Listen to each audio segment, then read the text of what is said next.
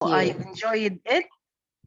Okay, and I try as much as possible to choose the most beneficial topic, which we need in our curriculums, of course, and our teaching, and at first for ourselves to improve our pronunciation. So I'm so glad and happy, of course, when I hear that you enjoy the topics of pronunciations. Okay, today's But topic, please, I inshallah. want them. I want these videos, please. Of course. Okay, I'll send you inshallah the videos, Hane. And by the way, I liked your video about your kids on the Facebook, which you have recorded. I love it so much, and I'll share it to get benefit together from it at the end of this session, inshallah, to let all our dear colleagues and the friends benefit from it. I love the idea of using the course in teaching. It's Yeah. really amazing and wonderful, Hannah. You are so creative, by the way, and thank you so much. So, hello, Thank my you. dear colleagues, of course. So you are always welcome, Hannah. Hello, my dear colleagues. Welcome to another new session, and nice to meet you again, of course. I hope you are great. So, are you ready for today's topic? Please let me hear a big yes. I miss Yes, it. always. Okay. And welcome, Mr. Ahmed Diab. Wallahi, I miss all of you. Welcome to the session. Okay, I hope you'll enjoy it, inshallah. Of course, when we talk about teaching approaches or teaching methodologies, all we care about, as Noha mentioned, is the student at the first rank. We all the time we are trying to satisfy the needs of our learners. We try to deal with them as different people, different minds, of course, and different abilities, which is very important to put into consideration when we teach any kind of curriculum. Okay, so let's see today's agenda. The first part is icebreaker. The second is review about pronunciation, and we have already finished it. And today's topic, of course, teaching methodologies and questions, if you have any questions. And the last part, inshallah, will be reflection and feedback. And inshallah, today's session will not be so long as the previous ones. So I hope you'll enjoy it. So let's start with the icebreaker. Are you ready? Yes, Are you ready? Okay, inshallah. So, who am I or what is it? You can see me in water, but I never get wet. Do you know who am I? My reflection. Yes, excellent. You know, reflect your reflection. That's great. So, of course, your reflection you cannot see in water, but it never gets wet. Okay, so it's time for a nice video to refresh our minds before we start. It's about one of the teaching approaches. We'll watch it and come back again to complete our session. So, are you ready for a video about teaching methodologies or teaching approaches? What did I do? No, no, not you. I do horrible things, by the way. No, stop sharing. Okay.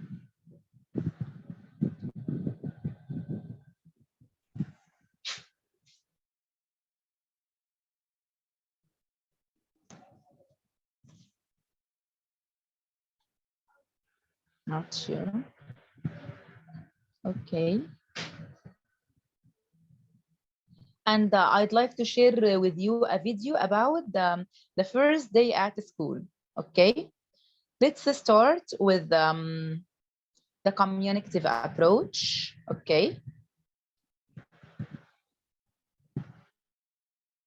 Discuss it together. Communicative language teaching is an approach that represents a philosophy of teaching that is based on communicative language use. It is also based in communicative competence. CLT emphasizes in notional functional concepts and in communicative competence rather than in grammatical structures. CLT is constructed upon two systems of meanings, notions and functions. Let's see some of the main features of communicative language teaching.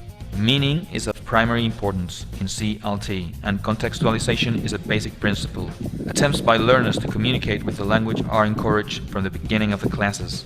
The new language system will be learned best by struggling to communicate one's own meaning and by negotiation of meaning through interaction with others. Sequencing of materials is determined by the content, function, and/or meaning that will maintain students' interest. Reasonable use of native language in the classroom. Activities and strategies for learning are varied according to learner preferences and needs. The goal of teaching is communicative competence. Communication principle: activities that involve real communication promote learning. Task principle: activities in which language is used for carrying out meaningful tasks promote learning. Meaningfulness principle: language that is meaningful to the learner supports the learning process. Learning activities are consequently selected according to how well they engage the learner in meaningful and authentic language use. The kinds of classroom activities that would be representative of CLT include interactive language games, information sharing activities, task-based activities, social interaction, and functional communication practice, according to Richards and Rogers, 1986. CLT is a flexible approach of teaching language.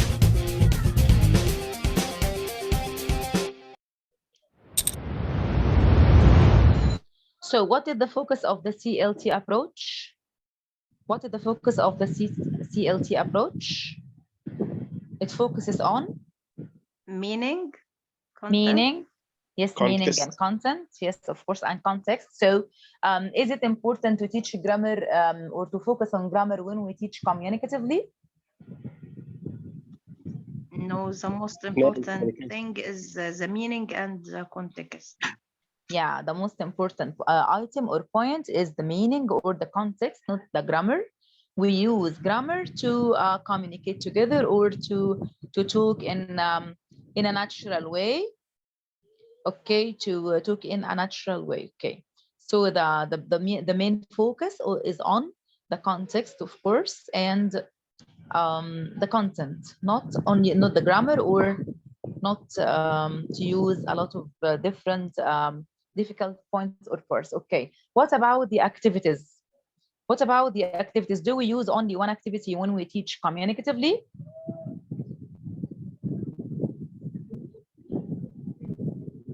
Okay. No, we have several or flexible activities, interactive activities. Yes. So we have to use varied and different activities to meet all the learners' differences and meet their needs, of course. Here are different types of teaching approaches.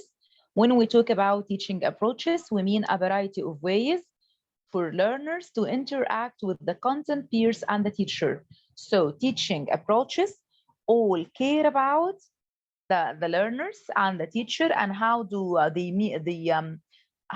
they deal with each others, and how the teacher can help the learners to be perfect at learning or learn very well, and how the learners can deliver or receive the material from the teacher in a perfect way. Okay, and here we can see different types or different approaches. We can find lecture is one of the teaching approaches. We can see lecture discussion. Some teachers can discuss issues with their learners. Teacher lead interaction, and student paired interaction, and the student lead interaction as well. Okay, when we talk about lecture, do you think is it a learner-centered classroom or a teacher-centered classroom? Teacher-centered classroom. Of course, Teacher. teacher-centered classroom. And when we move to from only lecturing into lecture discussion, is it teacher-centered or learner-centered classroom? Learner center. Of course. So here the only difference is when if the teacher is only using the lectures and he's talking all the time, which we call it teacher talking time, is more than the learners, it will be, of course, a teacher-centered classroom. But when the lecture turns it into a discussion with the learners, of course, the main focus will be on the learners to check understanding and to check the process of learning. So it will be a learner-centered classroom. What about teacher-lead interaction? The teacher is talking all the time. He is leading his learners. He doesn't give them space to interact or express themselves. Is it a teacher-centered classroom or a learner-centered classroom? Teacher-centered classroom. Of course, it's the same. Even he asks them from time to time, but still he's the dominant of the classroom and he's talking the much time. So it's as a teacher-centered classroom. What about the student-lead interaction? Here, the student lead the classroom or the lesson. So is it a teacher-centered or a learner-centered? Learner-centered. Of course. What about the student-paired interaction? Students work together. They are asking and answering questions. They are discussing different topics and brainstorming ideas. Is it a teacher-centered or a learner-centered? Learner-centered classroom. Yeah, of course. So all the teaching approaches we will talk about today, inshallah, will tell us is it as a teacher-centered or a learner-centered, and which approach is the best one or the most relevant or suitable one to apply with our learners. Okay, so here teaching methodologies. Here are a list of teaching methods we will see together. The first one, of course, is teacher-centered, often thought of as one of the most traditional teaching methods, of course. And long ago and always in the past until now, some people still refer to the teacher-centered classroom because it saves time and effort. So here it's one of the most traditional teaching methods. The teacher-centered methodology attention is concentrated on the teacher, of course. Teachers are in charge of the classroom and direct all activities. Typically, in this approach, children are seated at individual desks or at the desks together that face the teacher, while group work may take place, but of course, not all the time. While group work may take place, most classroom time is spent with the teacher, explaining concepts and assigning individual work. So this is the first method. And despite its advantages, what do you think are the advantages of the teacher-centered classroom? Are there any advantages? Are there any advantages? Yes. What are they? Yeah, the class is silent. Yeah, the class is silent. The teacher has more control in his class, of course. When a visitor comes into the classroom, he finds it quiet and silent, of course. It saves time and effort. The teacher wants some time to finish a big deal of the curriculum. So he's sure that he will do it and achieve all the work he wants to finish. So despite its advantages, there are quite a few downsides to the teacher-centered approach. Of course, there are some disadvantages. Most importantly, children do not get to benefit from the social advantages of other approaches. The learners here are just the passive listeners. They only listen to the teacher. They have to respond either by shaking their heads. Do you understand? They can just nod yes or no, but they don't have any responsibility or any control, of course, over the lesson. So children don't get to benefit from the social advantages of other approaches. In addition, children don't get the chance to direct and play an active role in their own learning. Life skills, of course, such as collaboration, critical thinking, debate, and more are harder to gain in a teacher-centered classroom. So again, we talked about the advantages. What are the disadvantages of the teacher-centered classroom? What about the disadvantages? Pupils may get bored soon. Of course. Pupils may get bored soon and may get slipped soon as well. And of course, they are passive listeners. They don't interact. They don't think. They don't even respond to the teacher. They are only listeners. Okay. When we talk about the teacher-centered classroom, do we use any skills of the 21st century skills with our learners, like critical thinking or collaboration? Do we use any skill with them like this? No. Of course not. We are not using any skills with our learners, especially 21st century skills, when we are only talking all the time or using lecture. And what do you think is the approach related to this method, a teacher-centered classroom? Do you remember we have lecture? Yes, maybe lecturing, and we have a very famous approach dealing with this teacher-centered classroom. It's the grammar translation method or the deductive method. Yes, where the teacher explains the whole lesson and only the students or the learners are receiving and listening to the teacher, okay? And here is the second methodology. It's the student-centered, and we call it constructivist approach. And why constructivist? Why do we call it constructivist approach? Do you know why? From its name, constructivist. Who does the whole job? Is it the teacher or the student?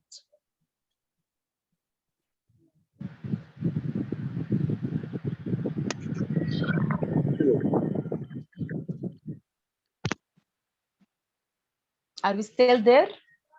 Hello? Maybe the student? Yes, of course, the student is constructing the information, he's recycling, he is using the information he's delivering more and more again and again, and he's trying to put it in different ways. So student-centered or constructivist approach, many of the teaching methods and the strategies on this list are considered student-centered or constructivist. In simple terms, it turns the focus on students rather than only on the teacher. In this approach, children may sit in small groups, access centers, and possibly move about the classroom freely. Children play a more active role in their learning and may even help choose the topics they learn about. So what are the advantages of the student-centered classroom or approaches? What are the benefits or advantages? For the students first and for the teachers second. It applies 21st century skills. Excellent. That's great. Yeah. What else? Students participate more in active activities and excellent. Yeah. Learning. Yeah. So students are more involved here when they are student-centered. Yes. Of course. And what else? What about group work? Do they depend on individual or group work? Group work. Yes, group work. So, yeah, that's right. Okay. What about the teacher? What benefits does the teacher receive when he sets his class in a student-centered classroom? What are the benefits of using this technique or approach? I won't be tired. Do you think he will be tired? Okay, what about the learners, Tahane? Will the learners be more interacting or less interacting with the teacher? No, interacting. Of course, they are more interacting with him because I think they are all involved. And this is a very important thing. If you notice at the end, the children can use the topic to learn about. They can choose the topic they like to discuss with the teacher and with their friends. So the teacher's role here with the centered classroom, is he a teacher or a mentor to the learners? As a mentor. Of course, he's here. I mean, he's a mentor. He's only guiding, facilitating, and supporting. But who does all the job or all the tasks? Of course, students, because they depend upon themselves. Excellent. So it's very important. Maybe from the first point of view, if you enter a student-centered classroom, you'll think that there is some noise, as Hannah mentioned before. There is some noise. It's a little bit noisy or messy sometimes. But if you enter this classroom for a whole lesson, you'll find that the teacher is not doing the whole work. He's only facilitating or guiding the students from time to time. He's only observing them and giving them reflection and feedback. So it's more compatible to the teacher to work with a student-centered classroom rather than, of course, the teacher-centered classroom, which he's talking all the time. He's exerting a lot of effort, and all the time he's raising his voice to be sure that all the learners are listening to him. So the student-centered approach can be difficult for teachers, Tahane, as you mentioned, to master or perfect, of course, to make control over the classroom. But however, the results and outcomes can be very positive when the approach is effectively employed, of course. The number three is I like noisy classes. Yes, yes. Yeah, I think It's a yes, healthy classroom. It's a yes, healthy atmosphere. noise. yeah, that's great to hear the word. It's a healthy atmosphere or healthy noise. Sometimes we think that, or old-fashioned teachers think that when their class is very quiet and the learners are keeping silent, they don't say a word. You can throw It's a a bit needle, boring. yeah, Yes. and hear it. It's of course it's very challenging to have both the benefits of the quiet classroom and all the learners involved at the same time. But still, we have to change our minds to let all our learners involved. They are working together. They are discussing. They are trying to negotiate and debate about a topic, not only listening to the teacher's point of view, but to give their points of view as well.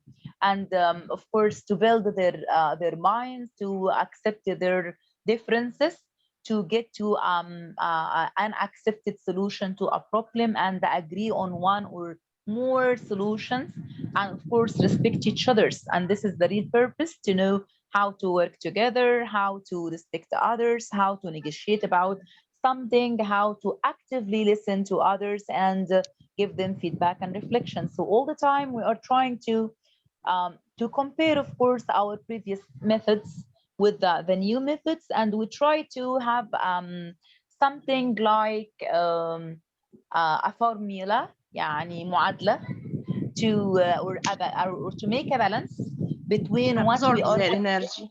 of course, to a balance between what we have already used before and worked with our learners, and what are the new approaches we didn't try and we are afraid of the unknown. Of course, طبعا دايما خايفين من المجهول and try something new, but we have to.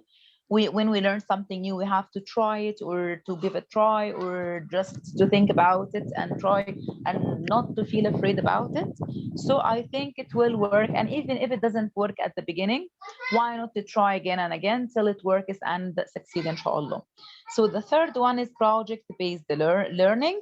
And I think it's related to, does it related to the grammar translation method or the communicative method, to when we let our, yeah, of course, the communicative, because all the time we are after the context and the content and of course the language, how to practice the language and the group work. So project-based learning, it's also a relatively new teaching method.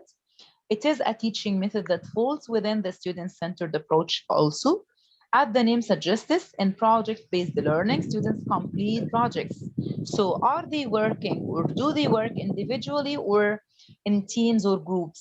In teams when they or make groups. of course in teams and groups. However, these are big, meaty projects in which students acquire knowledge, research, think critically, evaluate, analyze, make decisions, collaborate, and more. So when our learners use the project-based learning or work on it, do they work or apply the lower level of Bloom's taxonomy or the higher levels of Bloom's taxonomy?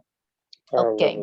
And they can, yeah, of course, the higher levels. And they can we apply a project-based learning with young learners in our classes or in our schools? Can we apply? Of course. Yes. How can we apply it? Okay.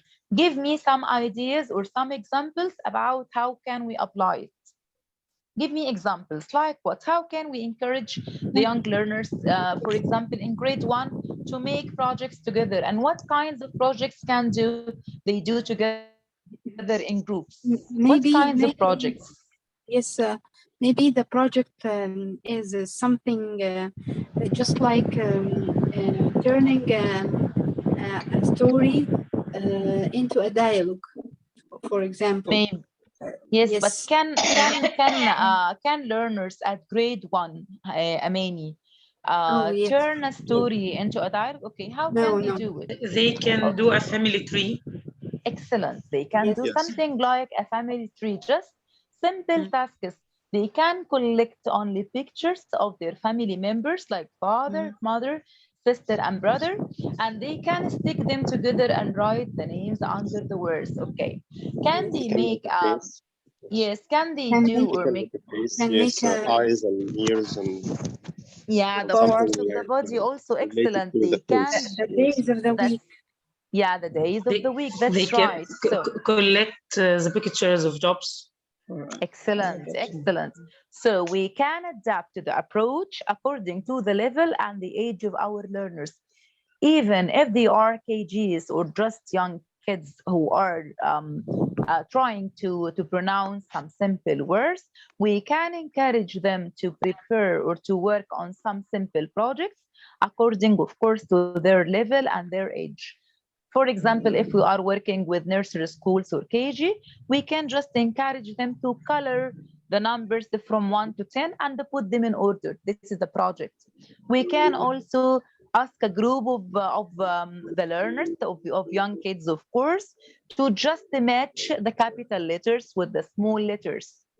So again, everything is can be adapted and can be can work well if we just give it a try and think, of course, or attempt it, or just to think of a way or a simple way to apply it with our learners. So I think all the approaches are applicable. Maybe it can waste some of our time at the beginning because we are not familiar and used to use such approaches, but after that it will work well, inshallah. So here, when we try to use or to apply some of the new approaches, of course, our focus changes from focusing on the lower levels of Bloom's taxonomy, and it turns on focusing on the high levels of Bloom's taxonomy, of course. So typically, projects are created in response to an open-ended question, such as how can our school be greener? This is for or with the higher learner levels or high age of learners. We can give them a question, of course, and we start to brainstorm their ideas about this project. They collect their ideas and put it together, and they try to work on the project together. For example, how can our school be greener? So here our learners can think of ways how to keep their school greener, how to keep it clean, how they can keep it beautiful, and so on. Or how was your city planned in the past, and how could it be planned in the future? So they can make two projects. Their city, they can collect pictures about their city in the past and the city in the future. And here they use the higher levels of imagination, try to think of what will happen in the future. They will think critically, of course, and they will brainstorm their ideas and analyze, and of course, use different points of view and respect each other's. So another important part of the projects is that they relate to real world problems. When we use projects, we try to focus on real problems, and we try to find solutions by asking questions and brainstorm our learners' ideas and solutions for these problems. So the projects shouldn't be just a project for school, but have an impact too, of course. For example, students might make a radio show for the whole school to hear, or they might write a letter to the town council and attend a meeting to express an opinion. So when we use new approaches or different approaches, is our focus only on learning or to relate it to reality and how to solve the problems? Related to reality. Yeah, how do you relate it to reality, Hannah? Yes, I used to ask my students to recycle something such as primary 4. Last year, I asked them to make a house from old paper boxes, and they cut it to make windows, doors, and colored it. It was very beautiful. Okay, and do you think? Right. Yes, and right. Yes. Do you think, Hannah? It's yes. Okay, go on. Go ahead. Okay. Yes, they wrote the names, the words, window beside the window, door Yes. beside the door. It was very beautiful. So can you tell us, did they solve a problem when they do a project like this? Yes. What problem did they Paper solve? boxes, Of course. yes, the paper Yeah. boxes. Yes, of course, they solved the problem of rubbish. They recycled the old rubbish and turned it into something useful. And what about the skills you applied with them? How many skills did they use when they do something like this? Yes, writing. Writing, of course. They before they write them, they read the words. Of course. And before reading the words, they said the words, they spoke, Yes. of course, and they listened to the pronunciation of words. So we applied here the 4 language skills. What about the 21st skills they applied when they did this project? Yes, they worked together to make it. Of course, collaboration and collaboration and communication. So when they work together, the first skill they apply is collaboration. And when they communicate, when they speak together and share their ideas, this is communication. What about problem solving? Did they solve any problems? Of course, yes. So here we used or applied the skill of problem solving. And did they create something new?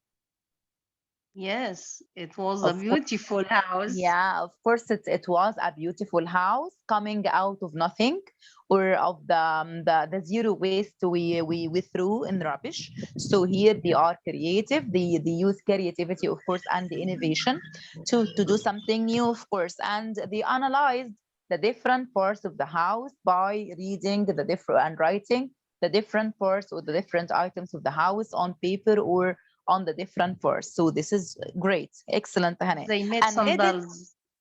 Great. Yes, and did it some take? dolls, yes. How did they feel, Hannah, when they applied the project-based learning? How did they feel? I took some pictures for them and put them on the Facebook page, and their parents were very happy also. Yeah, that's great. So or have you noticed, my dear friends, how a simple thing, from our point of view, we think maybe it's a waste of time. Why do we do this or try that? It's a waste of time. And what will happen if our learners do something like this? But to them, it means a lot when they work together and celebrate their work, and they feel that they are appreciated. And this is the most important point we want to take about. Even as adults, when we feel appreciated, of course, we try to do our best to do something different and something creative. So this is the core of the project-based learning, okay? So all of the learning also is conducted under the care of the teacher. So although it's a student or a learner-centered classroom, but still the role of the teacher is very great and maybe harder. And maybe it's a load on the teacher to observe each learner and try to keep the whole classroom safe and safe for all the learners to work together. And of course, the teacher's role here is trying to learn them a lot of different skills away from the only or using the only 4 skills of the language. Here is the role is more. He has to teach them more morals, more ethics, and more important points, how to deal together in life, of course. So in between projects, a teacher may provide scaffolding. The teacher is giving them advice and guide all the time. And the smaller bite-sized projects to help build the skills. Of course, the teacher is modeling some projects with them, such as how to research, how to solve the division problems, how to write a letter. So when we talk about new approaches or a learner-centered classroom, does the teacher stay away from the learners and do nothing? Or no, of course not. Or does the teacher's role become different or change it? Does he? Of course, it's changed, not for the easiest. By the way, not for the easiest, part, but of course, the most difficult part is to observe, to facilitate, to guide and support. And when you are teacher-centered, it's very easy to stand up in front of the classroom, to give them a lecture about the lesson, to write the vocabulary and the grammar and the sentences on the board, and just ask your students to write. And the traditional question, do you understand? And you hear a big, yes, we understand. And you are sure they are shy to tell you they understand. But when we change it to a learner-centered classroom, our task becomes bigger and more difficult, because all the time you are after your learners to check their understanding, to check that they work together, they negotiate, they respect each other's, they can do the task, they succeed in doing it, and all the time they need your guide and support. You are not staying away or sitting on a chair, but all the time you are walking through the classroom and observing your learners while they are working together. So project-based learning teaches many skills that are useful after graduation, and so is considered a very useful teaching methods, okay? And before moving to another method of teaching, we're going to watch another video and go and come back again, okay? We're running out of time, I know. But is it okay till now, my dear friends?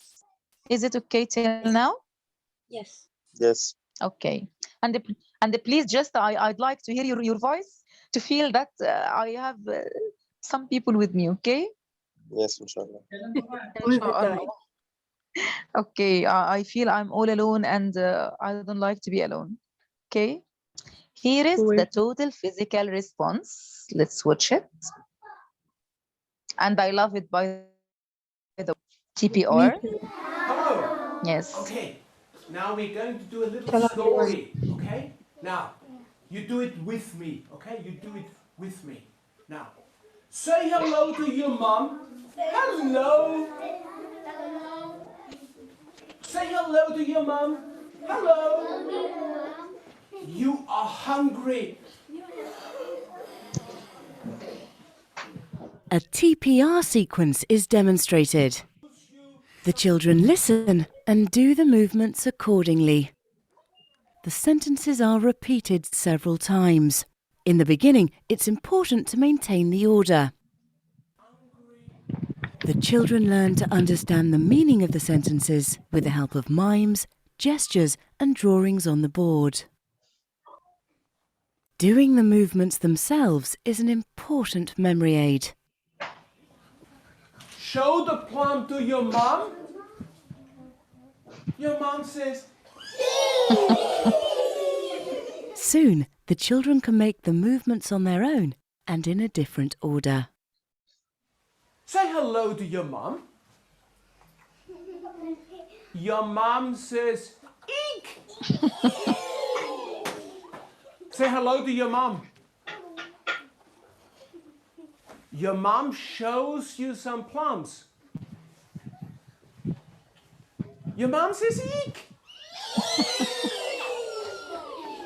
Eek.